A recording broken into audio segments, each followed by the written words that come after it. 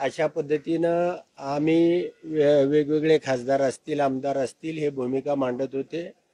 आणि आज जे पवारसाहेबांनी मत व्यक्त केलं त्याबद्दल जर या दोन्ही राष्ट्रवादी एकत्र आले तर कार्यकर्त्यांची होरपळ होणार नाही, सर्वांना न्याय मिळेल आणि त्या ठिकाणी सर्वांना चांगल्या पद्धतीने काम करता येईल. किती आमदार आहेत असे केलं पाहिजे?